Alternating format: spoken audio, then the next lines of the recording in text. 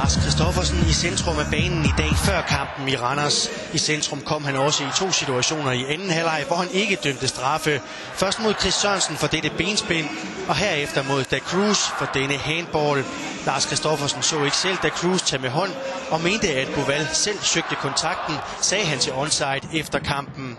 En kamp, der blev indledt taktisk og låst. Først efter 13 minutter sker der lidt, da Erik Djemba spiller hasarderet. Men Søren Berg vælger at prøve selv frem for at spille den ellers helt fri Sane i højre. Randers brød dygtigt OB'erne højt oppe på banen i starten, og det gav hjemmeholdet de meget få muligheder, der var. Søren Berg vælger denne gang afleveringen, og Tobias Gran.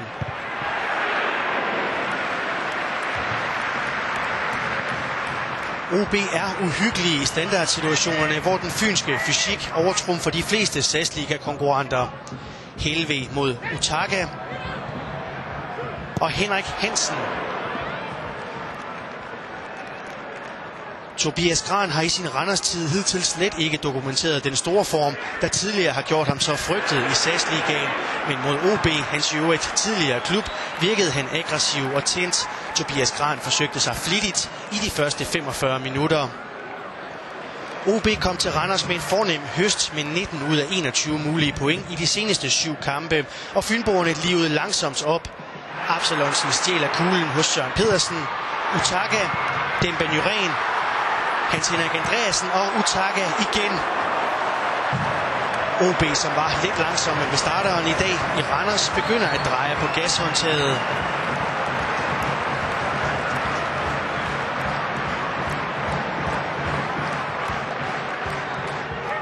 Mere OB og Thomas Helve. Sublimt slået mod Hans Henrik Andreasen og Peter Utaka.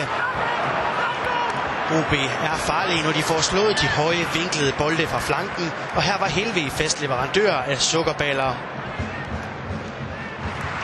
Randers topscoreren Mark Nygaard måtte atter stå over, men hjemmeholdet kunne alligevel matche OB oppe på første sal. Betty Boval vandt mange hovedstødsdueller, og her er det Søren Berg, der kommer til afslutning med låget. Randers var bedst spillende i første halvleg, men OB var generelt farligst. Starten på anden halvleg blev en kopi af den første. Randers var mest aggressive og udfordrende, OB mere afventende. Betty Boval. Lars Olsen var ikke tilfreds på OB-bænken. Skulle mesterskabsdrømmen holdes i live, skulle der også vises mere pågåenhed. Men Randers leverede massiv modstand. Tydeligt, at 5 sejre i træk har givet selvtillid. Indskiftede Carsten Fredgaard kurver kuglen mod Da Cruz og Ahmed. OB satsede mere og mere med mange mand højt, og det gav Randers kontra. Betty Boval mod Chris Sørensen. Randers brøler på straffe. Og det viser disse optagelser også, at der er Chris i karusellen i Bovals Tivoli. Måske rører jeg ham, det ved jeg ikke. En god dag må han måske dømme straffe, men ja, som jeg ser det, så er der selvfølgelig kontakt, men om der er straffe, det ved jeg ikke. Han søger den selvfølgelig, synes jeg. Mens OB skulle vinde, ville Randers så pokkers gerne tangere klubrekorden på 6 sejre i træk. Søren Berg. Fredgaard igen forrygende på frispark.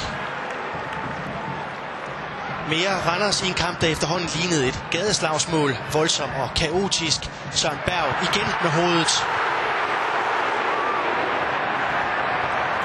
En klasseaktion af Unysko. Helt forrygende målmandsspil.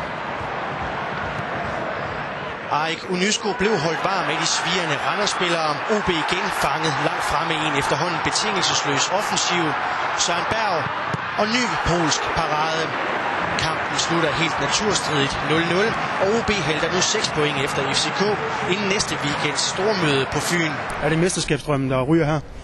Nu er det jeg, der snakker om mesterskabsdrømmen, men det er da klart, at hvis det er det, man tænker på at snakke om, så er det et skridt baglands, men vi er stadigvæk med, som jeg ser det, og stadigvæk mange pointspillere. For I lignede det hold, der selv havde mesterskabsdrømmen, når I satte sig så voldsomt, som I gør i anden halvleg? Ja, det er klart. Altså, man kan sige, at man har intet at tabe et eller andet sted, og det synes jeg egentlig, vi forsøgte i hvert fald i sidste kvarter. Det giver dem nogle muligheder, som de også kunne score på, men heldigvis var ikke på plads. Jeg synes, vi spiller en fremragende kamp, og Og jeg synes, at vi faktisk er spilstyrende ret meget, eller langt i kampen igennem, og jeg synes, det er ærgerligt, at vi ikke får scoret på nogle af de store chancer, vi har til sidst. Så jeg står her med en lidt blandet fornemmelse, for selvfølgelig er det flot, at vi spiller uafgjort og tager det ene point, men samtidig så synes jeg, det er brandærgerligt, at vi ikke får scoret til sidst.